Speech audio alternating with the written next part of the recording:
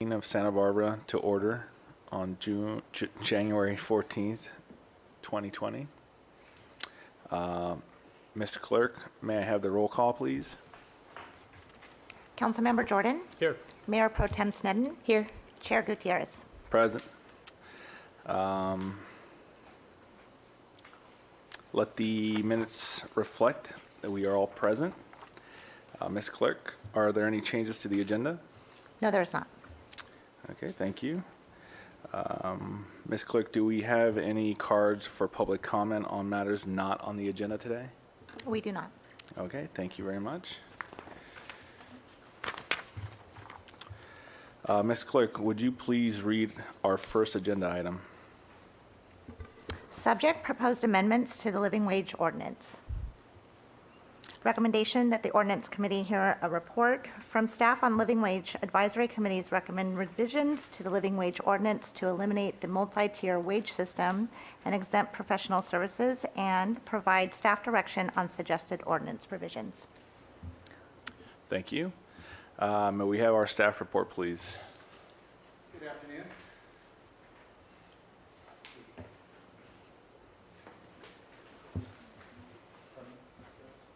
I didn't turn the mic on. Good afternoon.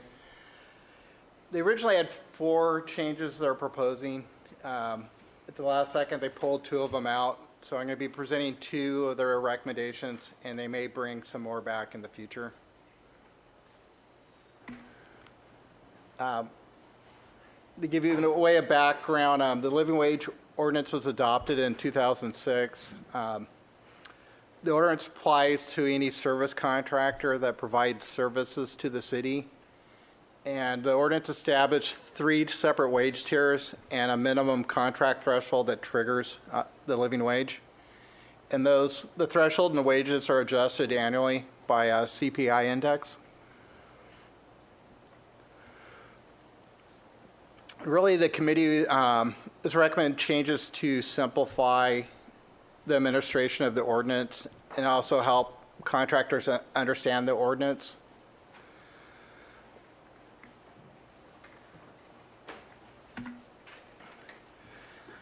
The first recommendation is to move to a single wage tier.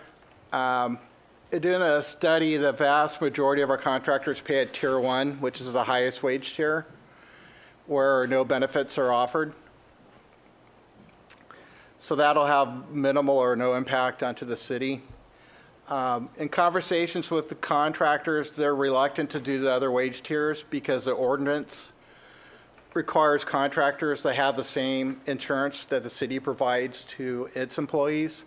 So for a small business, that's pretty challenging. And from a staff perspective, it's pretty challenging to compare insurance policies. It's not my expertise. The second recommendation, because it does take staff time to audit, is to remove professional services from the living wage ordinance. Again, I only can recall a handful of times where a professional service was impacted by the ordinance, because typically professional services are charging very high hourly rates, so they're not subject to it.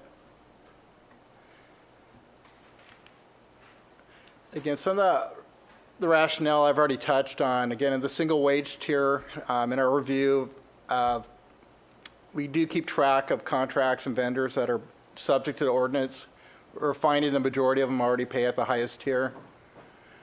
And as I discussed, to get to qualify the lower tiers, the insurance is a very large barrier. Again, as I said, with the professional services, most of them are already paying at the highest wage tier. And by eliminating professional services, staff can kind of focus on really the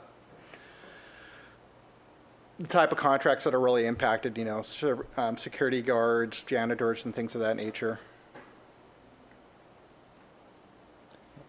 Are there any questions? Mayor Pro Tem Sneddon. Thank you, Chair Gutierrez. I just had a question. So if the tier 1 is offered and contractors want to offer insurance or other benefits, is that then on top of that tier one amount, or does that somehow, If they're offering benefits, they're not going to get a price break for it. What I've seen from talking to a lot of our contractors, they do offer benefits, but they don't claim a lower wage tier because they're worried about that we'll audit them and then say your insurance doesn't qualify. Because the out-of-pockets, the type of coverages and everything need to be comparable to what the city has. but there's nothing to... And the city offers multiple plans, so it gets really confusing. There's nothing to preclude No, contractor from offering Correct. additional benefits. This is just the base level of what has to be yes. offered. And this went to Living Wage Committee. I saw that in the staff report. And was that unanimous recommendation, or? Yes. Thank you. By state law, they're already kind of getting insurance anyway, and there's been a bill where they have to accrue some sick leave. So some of the things that qualified are now required by law, so it kind of negates having it required in our local ordinance. Councilmember Jordan? Thank you, Mr. Chair. Are you Mr. Hornog? Yes. Thanks. Hi, Mike Jordan. Sorry, David. The question I had, you said in there that the majority of vendors are currently paying at that tier. Can you give me a better number on that when you say majority? That could just be one more than isn't, or is it clearly a whole bunch more and there's just very few? It's clearly a whole bunch more. When it started off, it was almost 100%. I say now we have a few, but I'd say it's well over 80%. Do you know if it's even higher than that, Greg? It would be over 80%. Okay, thanks. And then the original living wage goal was to prompt employers into actually providing medical benefits, not just pay people more. Would that Correct. be correct? Yes. So are we kind of giving up on that, or do you see something else happening in the future where we would even make the no benefit threshold much higher, or will you continue to have this problem? And I understand this problem, I'm in that business, that it's just never going to work to try and compare 100 different other medical plans to the basis of a city plan. Is that can it continue to be the problem forever? Yes, but to address your first point, in conversations with businesses that are impacted by the living wage, and we did have a representative at the committee at one point, he said the cost differential between the tiers is not enough of an incentive to them to provide insurance. So to get a lower wage tier, they'd have to pay more out than that they get back from the city. So it's not providing an incentive. Okay, thanks.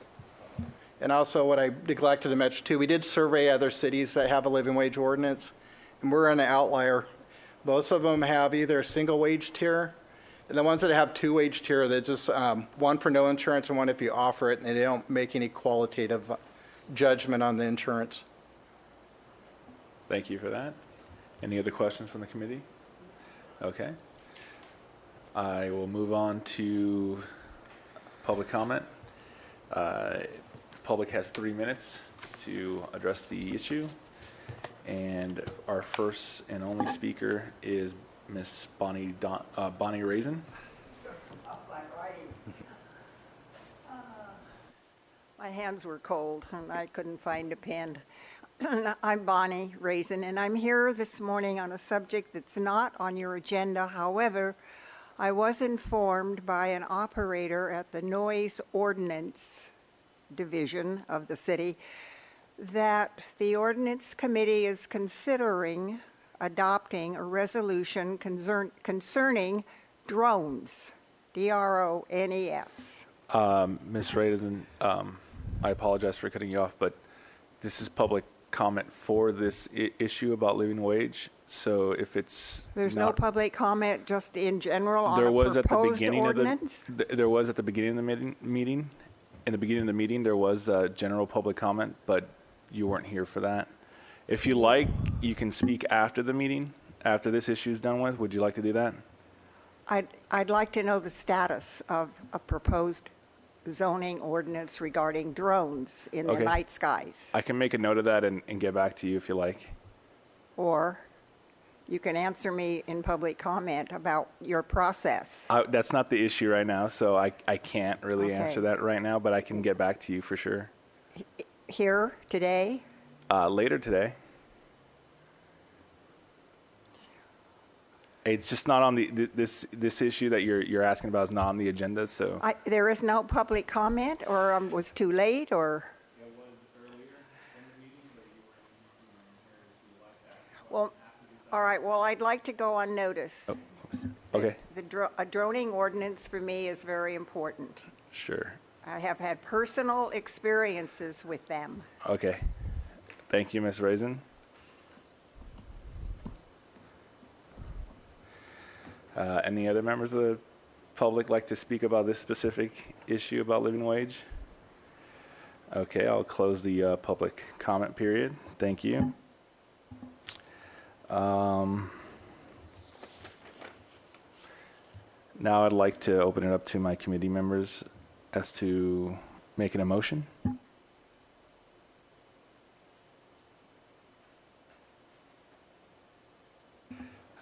Mayor Pro Tem Schneider.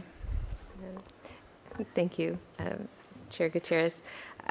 So I just want to, for discussion purposes, first, that this is, before I make the motion, that this was unanimously recommended. It's been through staff. We've had a thorough report here, and that the goal is to simplify what we're doing when comparing different insurances and to bring people up to living wage. And with that, I'd like to move the staff recommendation that we go to a single tier system. Second? Okay. And thank you. So now we can discuss the motion. So I open it up for discussion. Mayor Pro Tem Schneider. Thank you. I just had a question that it provides staff direction on suggested ordinance revisions. Were there other direction that you needed from us or were looking for from us? Originally, there's 4 recommendations, 2 of which staff didn't agree with. So at the last minute, the committee decided to pull, the Living Wage Advisory Committee decided to pull those off the recommendation. So at that point, providing direction was more critical. I guess the direction I'd be looking for is whether or not you agree with the recommendations, and if so, I could work with the Attorney's Office to revise the ordinance, then bring it to council, unless you want me to bring it back here.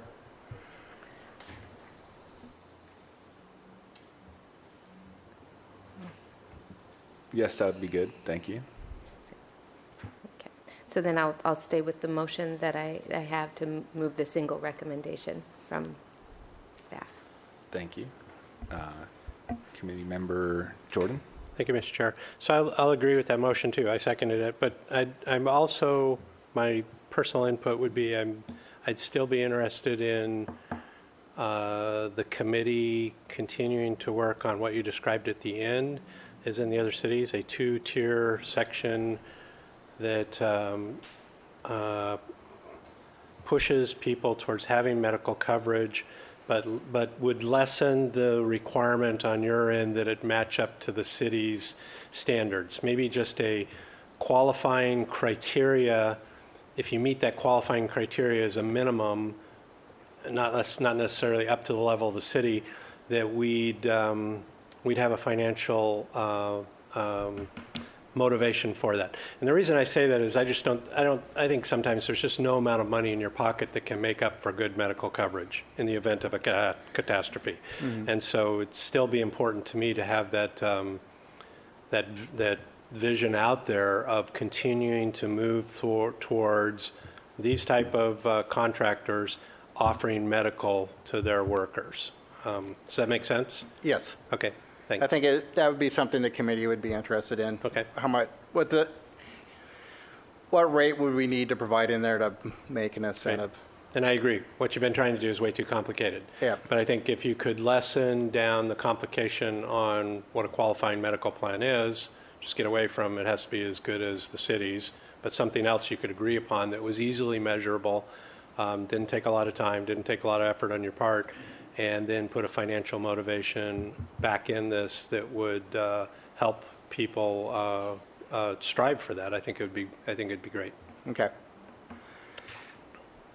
point of clarification, are we going to eliminate the exempt professional services as well? Mayor Pro Tem Sneddon. Thank you. I would just like to ask Councilmember Jordan if you'd like to have that recommendation included in the motion, that the If you want, committee continue I don't to know. look at a My two-tier. first committee meeting, so I'm Yeah. not sure if we just say something, if they go back and work on it, or if it actually needs to be part of the recommendation. You guys tell me. Mr. Colon? Thank you, Chair Gutierrez. I think the question is whether you want to move on with the recommendation you're in support of today, or whether you want to hold it all for further back and forth with the Living Wage Committee. As I'm hearing the motion, there's a little ambiguity about that. So I see my second as moving on with the two recommendations today, and it's a separate comment, which I think you all, Mr. Hornung has already said, I think the Living Wage Committee would be interested in working on that. And I trust that as, personally, I just trust that as, I said it here today, I saw some nodding heads, and I could expect sometime in the future to hear something back on that. I don't think we need, I don't think mucking it up right now on adding more work to it. I think you want to get out, you want to simplify this, you want to move forward, and I think you got the message from me of what I'd like to see in the future. Okay. The committee meets quarterly, so we'll come back, but it might take a little bit of time. Okay, any further discussion or questions from the committee? Just to comment that I also agree with that direction for the committee to continue working on that and looking at that as well. So that's all. I agree with that as well, and I agree with the motion. If we're ready, I believe we can have a vote now. Mayor Pro Tem Sneddon? Yes? Councilmember Jordan? Yes. Chair Gutierrez? Yes. Thank you. Okay, so that passes. If Ms. Raisin would like to voice her concern now, I'd like to reopen public comment, if that's okay. Go ahead.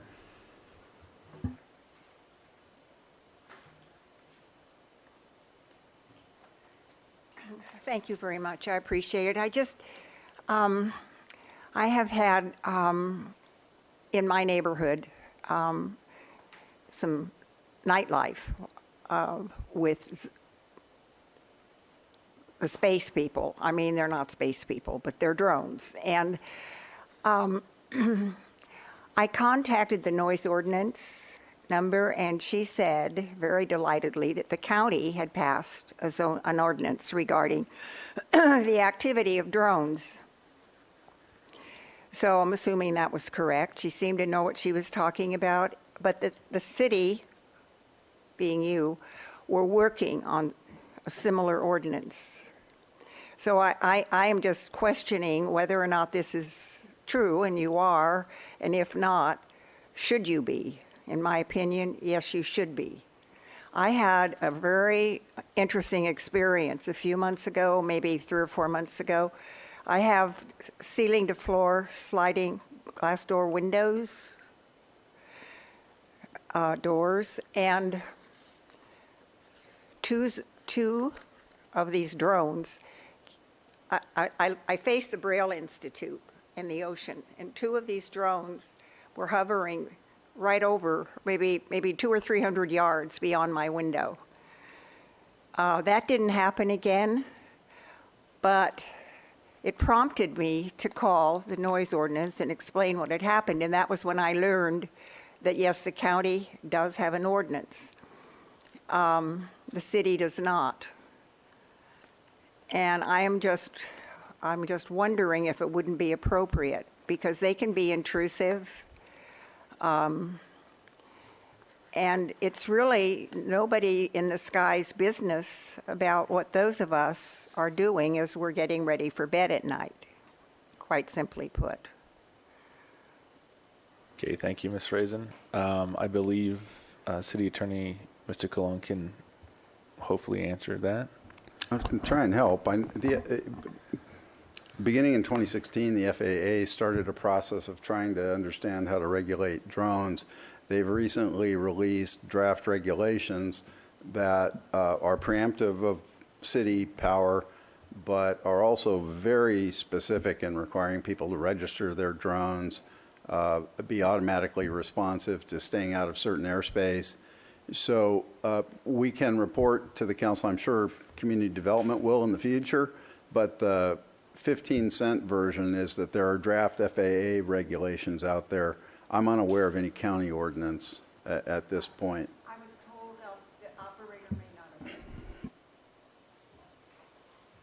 Okay, we'll look into it and get back to you. Thank you, Ms. Raisin.